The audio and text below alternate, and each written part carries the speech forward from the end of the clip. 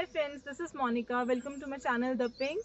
I am very excited today क्योंकि मेरा एक आज पहला एपिसोड है of the series The Uncommon Commoner and we have this special guest from Shimla. He is Sumit and he is a TB survivor and he is an extremely inspiring tale to tell. He has shaped himself into a great person. So let's talk to him. Let's join him. Hi, hi.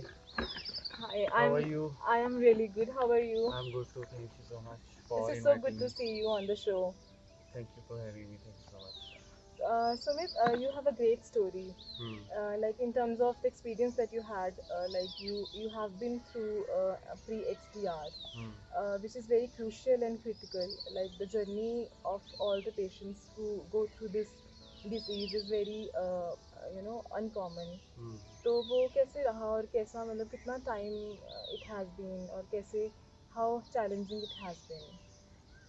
Challenging तो definitely था, but पहले तो मैं pre XDR की जो है ना definition देता हूँ। प्री एक्सटीआर होता क्या है? प्री एक्सटीआर जो है वो ट्यूबरक्लोसिस का एक स्टेज होता है। ट्यूबरक्लोसिस जो डिजीज़ है इसके डिफरेंट स्टेजेस होते हैं, जैसे कि drug sensitive TB, then MDR, then pre XDR, then XDR. Okay. तो I was on third stage of tuberculosis जो कि होता Okay. है प्री एक्सटीआर। तो इस बीमारी का सबसे डिफ़िकल्ट पार्ट ये होता है कि इसका जो ट्रीटमेंट है that is so long and so toxic. Toxic मैं इसलिए बोल रहा हूँ क्योंकि इसमें जो मेडिसिन होती है, एंटीबायोटिक्स होते हैं, उसका उसके जो साइड इफ़ेक्ट्स होते हैं बहुत ज़्यादा रहते हैं। तो इसलिए ये बीमारी जितनी डिफ़िकल्ट है, ट्रीटमेंट उससे भी ज़्यादा डिफ़िकल्ट है। Okay. तो ऑब्वियसली टफ़ तो था, और मैंने भी इसका इलाज 2 साल से ज़्यादा लिया है, लगभग 26 महीना।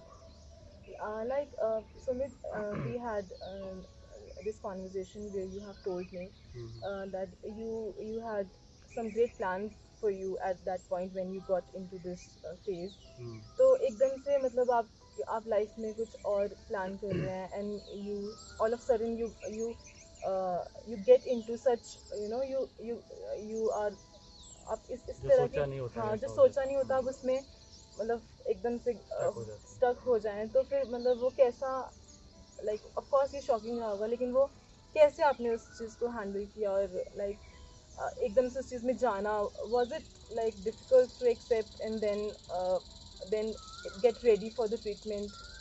हम्म, तो बात बिल्कुल सही कही आपने, ऐसा तो होता ही है। जैसे कोई भी बीमारी है, कुछ अनकॉमन चीज़ जब लाइफ में हो जाती है जो एक्सपेक्ट नहीं होती। वैसे बीमारियां तो किसी को भी एक्सपेक्ट नहीं होती हो जाएगी, और ख़ासकर बड़ी बीमारियां, और उसको एक्सेप्ट करना तो सबसे मुश्किल पार्ट होता है। और आपने अगर एक बार एक्सेप्ट कर लिया तो फिर आपकी जर्नी जो है किसी भी चीज़ में, डिफ़िकल्टी की कोई भी चीज़ है उसमें थोड़ी सी आसान रह जाती है। बहुत सारे लोग जब लाइफ में कुछ ऐसे कुछ जो हम नहीं सोचते एक्सपेक्ट नहीं करते और हम्म, स्पेशली जब वो चीज़ इतनी अच्छी ना हो खराब हो हम्म, तो उसमें एक्सेप्टेंस एक बहुत बड़ा चैलेंज बिल्कुल रहता है. सही बात है। मतलब बहुत टाइम तक हम चीज़ें एक्सेप्ट ही नहीं कर पाते राइट, और मतलब ट्रीटमेंट लेना एक बात की बात है लेकिन मेंटली उस चीज़ को एक्सेप्ट करना ही एक बहुत बड़ा चैलेंज रहता है कि अब कि अच्छा ये सब हो गया है राइट। तो now I should accept it and then get ready for like for the journey कि मुझे अब इसमें से निकलना भी है या वो जो पूरा प्रोसेस है क्योंकि आपने बताया कि 2 साल हम्म, आपको लगे पूरे इस प्रोसेस में हम्म। तो ऑफ कोर्स इजी नहीं रहा होगा. हाँ, बिल्कुल ईज़ी नहीं था, क्योंकि शुरू में जब मुझे पता लगा था टीबी है, पहले तो डॉक्टर्स ने मेरा नॉर्मल टीबी डायग्नोस किया था। तो अच्छा. जैसे एक आम आदमी को नहीं पता होता इतना डिटेल में किसी बीमारी के बारे में। ठीक है, पता है टीबी है, इसका इलाज इतना होता है, 6 महीने आप दवाई खाएंगे ठीक हो जाएंगे।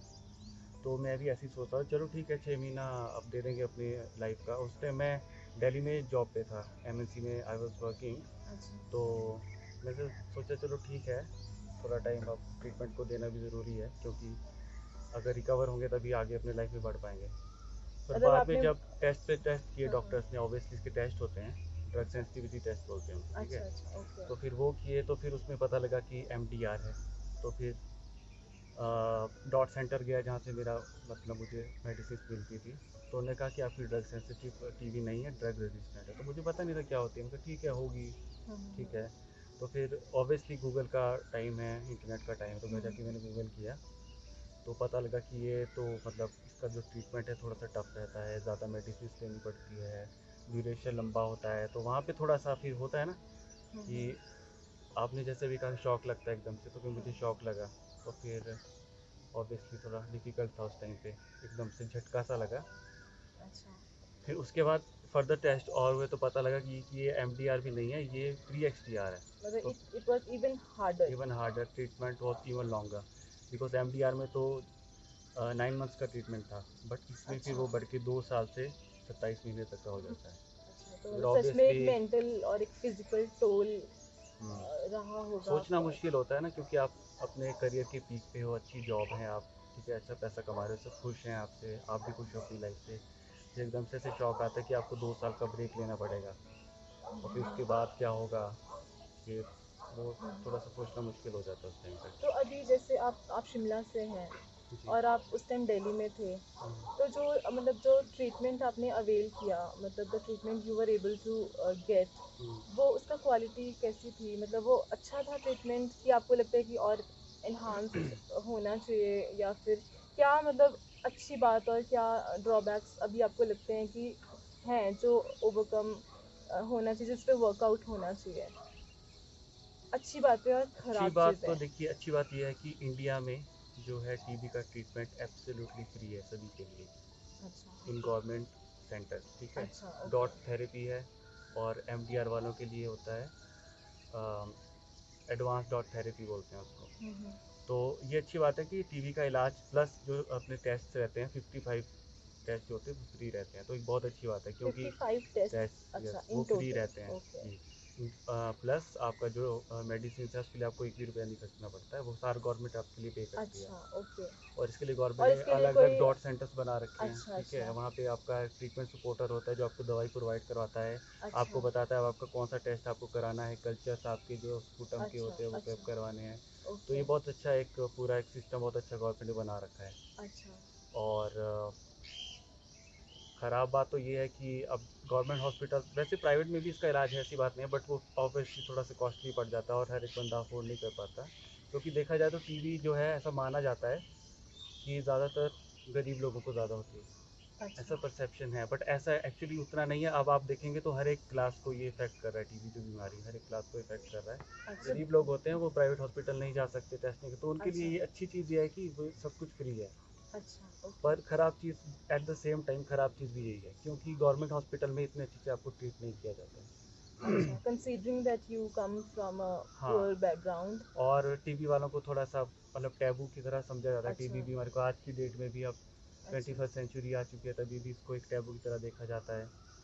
और कई जगह पे मेरा ट्रीटमेंट जहाँ से हुआ था, मतलब इनिशियली तो दिल्ली से था, फिर बाद में शिमला शिफ्ट करवाया था, तो मेरा तो हर जगह अच्छे से, मुझे तो अच्छे डॉक्टर्स भी अच्छे मिले, थैंकफुली।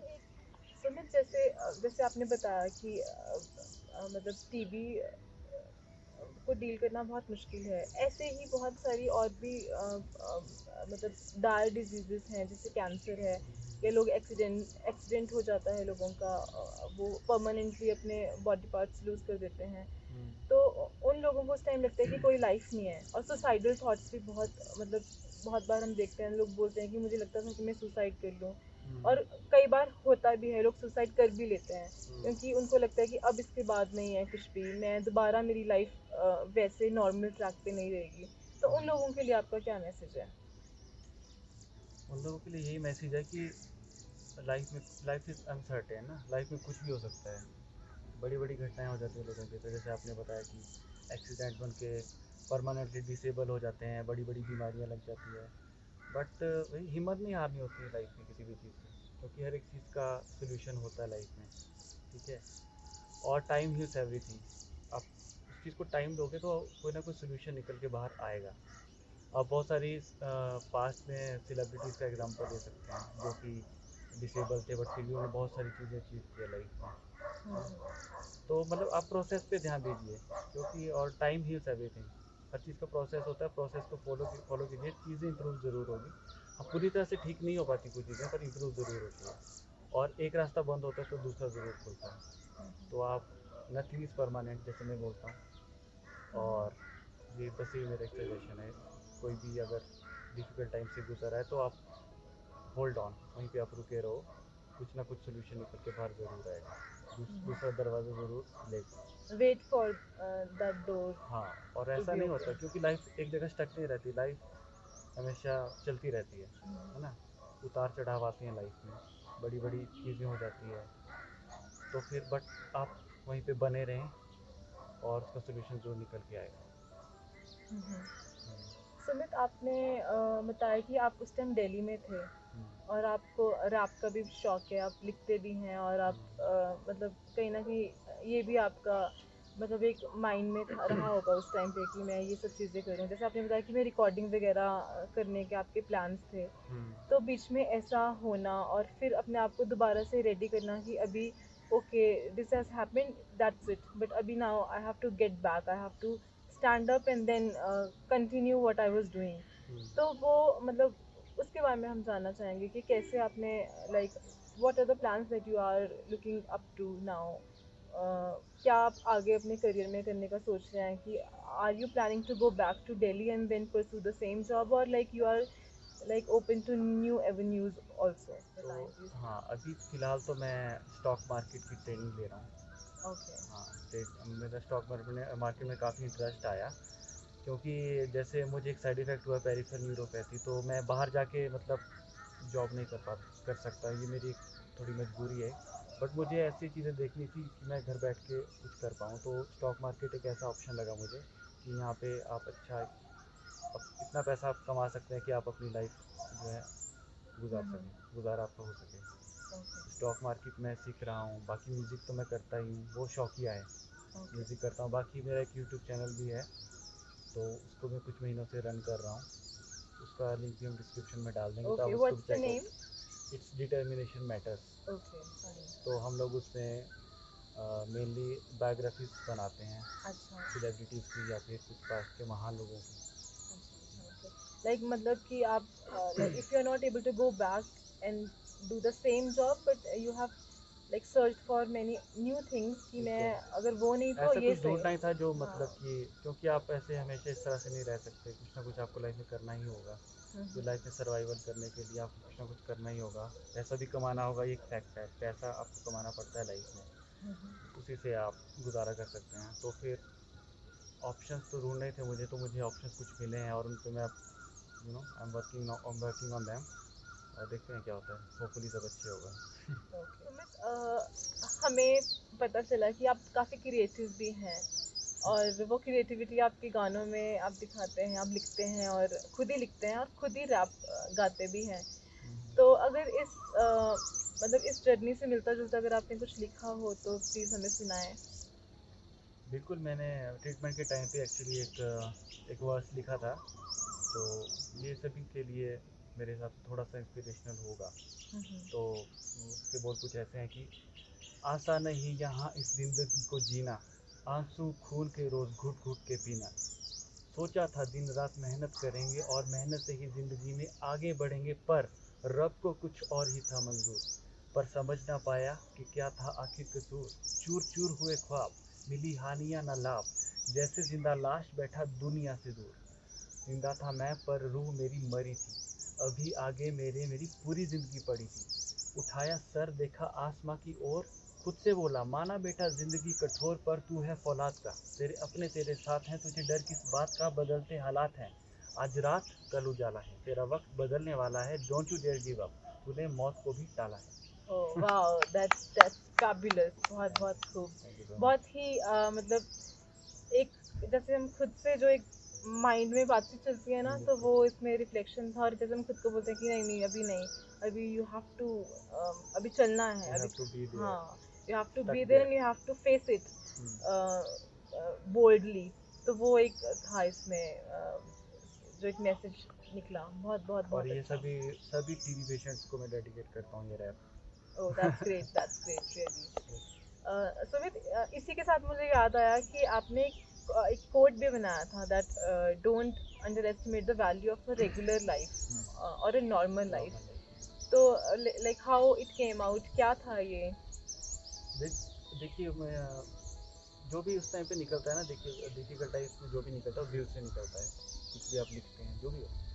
तो वो भी मेरे दिल से कोट निकला था। क्यों निकला था? क्योंकि उस टाइम मुझे एक साइड इफेक्ट हुआ था, जैसे आपको बताया, पेरिफेरल न्यूरोपैथी। तो मैं बेड रिडन था, मैं चल नहीं पाता था, सो नहीं पाता था। और उस टाइम पे मतलब कि मैं और लोगों को देखता था, अपने दोस्तों को, सभी को देखता था, वो आराम से मतलब एक नॉर्मल लाइफ जी रहे हैं। नॉर्मल लाइफ का मतलब है कि आप चल फिर पा रहे हैं, आप बाहर जा पा रहे हैं, आप बहुत सारी चीज़ें वो कर पा रहे हैं जो मैं नहीं कर पा रहा था। तो मुझे लगा कि जो नॉर्मल चीज़ें, इनकी वैल्यू भी कितनी ज़्यादा होती है लाइफ में, पर हम ये चीज़ें समझ नहीं पाते हैं। चलना भी एक लग्जरी है, बाहर घूमना एक लग्जरी है, लाइक यू टोल्ड कि जॉब पे आपको जाना एक लग्जरी है। यस, और आपने बताया कि जैसे उस टाइम पे आपको लगता था कि कभी मैं अपने फेवरेट स्पोर्ट शूज़ वेयर कर पाऊंगा दोबारा या नहीं। शूज़ मुझे देखिए, ड्राइविंग का बहुत शौक है। मतलब एक स्ट्रेस बस्टर है मेरे लिए ड्राइविंग करना। अपना अपना शौक सभी का होता है, मुझे ये शौक है। तो मुझे उस टाइम लगता था, क्योंकि मुझे बहुत इतना पेन में था मैं, कि मुझे लगता था कि मैं कभी नहीं कर पाऊँगा। बट उसके ठीक 1 साल बाद मैं रिकवर काफ़ी अपने आप को किया, और मैंने ड्राइविंग भी की, गाड़ी में भी थोड़ा ड्राइव की। तो मुझे लगा नहीं यार, मैं दोबारा उस मतलब जो लाइफ वो में लौट खुशी रहा हूँ। मिली, और वो इसलिए मिली कि मैं फिर से मेरी एक नॉर्मल लाइफ। नॉर्मल लाइफ में मैं लौट रहा हूँ। तो ओके। इसीलिए मैंने उस टाइम पे लिखा था, जब मैं काफ़ी मतलब डिफिकल्ट टाइम से गुजर रहा था, कि don't underestimate value of a normal life, क्योंकि normal life is also a luxury for those who are not leading a normal life right now. True.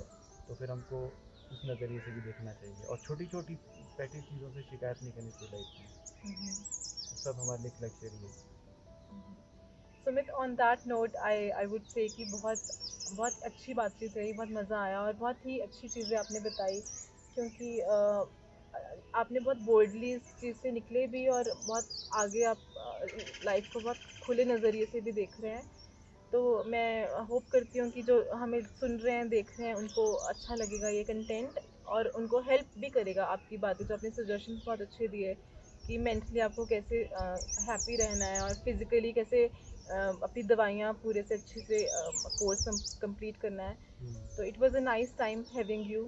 Thank thank you you so so much. Much. Thank you so much thank for you so having me. Much. Thank you so thank much. You.